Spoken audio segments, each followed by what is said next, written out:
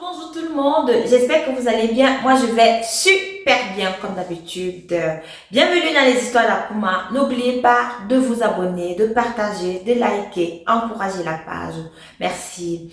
Aujourd'hui on va parler de l'histoire de Aline. Aline était une maman, on appelait maman Ali. Maman Ali.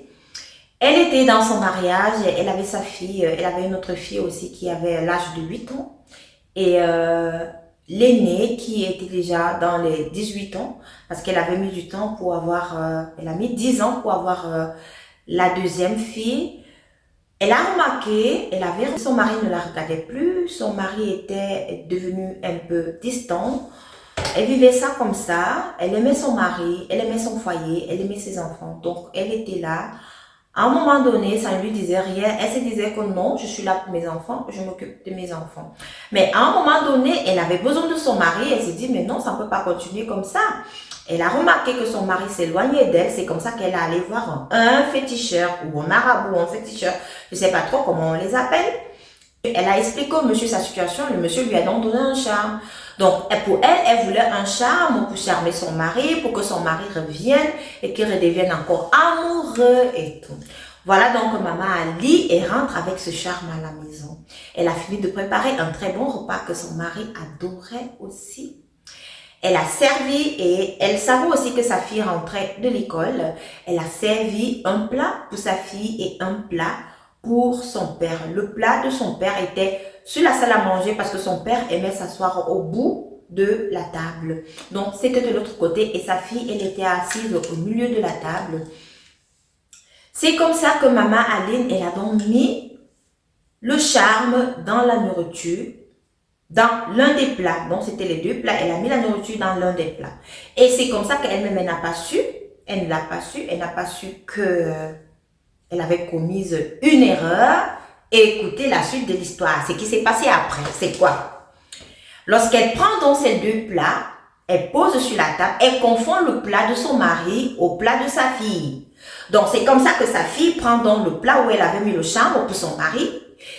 Et l'autre plat qui était destiné à sa fille était donc pour son papa. Et lorsque son papa arrive, comme il aimait bien le faire avec sa fille, il arrivait d'abord, il s'asseyait.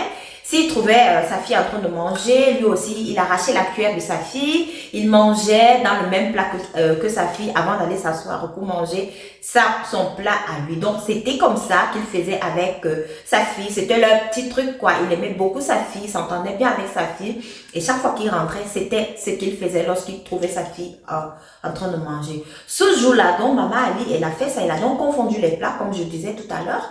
C'est comme ça que le papa, le mari de maman Ali, il est entré, il a trouvé justement sa fille qui venait aussi de rentrer des classes, assise en train de manger dans ce plat-là.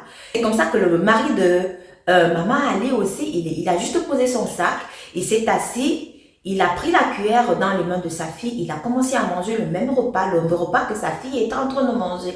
Il a commencé à manger, il a mangé, il causait avec sa fille, il demandait à sa fille comment est-ce que sa journée s'est passée, et tout. Ils ont causé de tout et de rien. Lorsqu'il a donc fini de manger là, il s'est levé, il a pris son bain, il a lavé ses mains, et puis il est revenu s'asseoir maintenant pour manger son plat.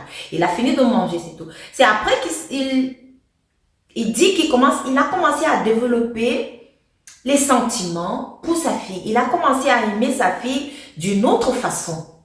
Donc, tout le temps, il a essayé de combattre ces sentiments-là, mais il dit qu'il ne sait pas, il ne savait même pas quoi faire pour essayer de combattre ces sentiments. Il a serré le cœur, mais ces sentiments étaient plus forts que lui. Il se posait la question, pourquoi est-ce qu'il aime sa fille maintenant comme ça, de ce côté charnel-là? Avant, c'était pas ça, mais là, il aime déjà sa fille. C'est comme ça alors qu'il a commencé à harceler sa fille. Et là, il a commencé à coucher avec sa fille. Tout le temps, c'était comme ça. Ils ont commencé à faire le truc là ensemble. Enfin, voilà, tout le temps. Et puis, maintenant, sa fille, elle est tombée enceinte. Lorsqu'elle est tombée enceinte, elle dit à son papa que voilà, maintenant, elle est enceinte. Elle ne sait même pas ce qu'elle va dire. Son papa aussi qui reste là, il dit, Seigneur, qu'est-ce que je vais faire avec ma fille? Qu'est-ce que je vais faire? Je ne sais même pas ce qui m'arrive. Il faut que je parle. Parce que le papa de la fille d'Aline, en fait, c'était aussi sa fille de maman Ali, il dit non. En fait, c'est comme il y avait toujours un petit moment de conscience qui apparaissait et dit non, c'est pas vrai, il ne peut pas faire ça. Il ne peut pas faire ça à sa fille. Donc, quand sa fille lui a donc dit qu'elle était enceinte, c'est réapparu. Il a dit non, il ne peut pas vivre comme ça. Il faut qu'il dise maintenant à sa femme, Maman Ali, ce qui se passe. C'est comme ça qu'il a appelé Maman Ali. Il a dit à sa femme que comme tu vois là, je couche avec ma fille et puis elle est enceinte et tout. Quoi? Maman Ali qui dit, comment ça, tu vas me tuer ici dans cette maison. Elle se lève, elle était tellement désemparée, elle s'est mise à crier et elle a tapé les pieds au sol et dit, mais non, tu ne peux pas faire ça, ta propre fille, tu ne peux pas faire ça, ta propre fille, en plus elle est enceinte et tout. Et il dit à sa femme que, mais attends, je ne sais pas ce qui m'était arrivé, un beau jour comme ça, j'ai commencé à avoir des sentiments pour elle. Donc je ne sais pas exactement. Je me souviens seulement qu'un beau jour, je suis rentrée à la maison, j'ai mangé comme d'habitude avec elle, dans un même plat, on mangeait dans un même plat, comme d'habitude, et puis j'ai commencé à avoir des sentiments pour elle, et là maintenant, je ne sais pas. C'est là où Maman Ali dit, non, j'ai fait une bêtise. Non, j'ai fait une bêtise.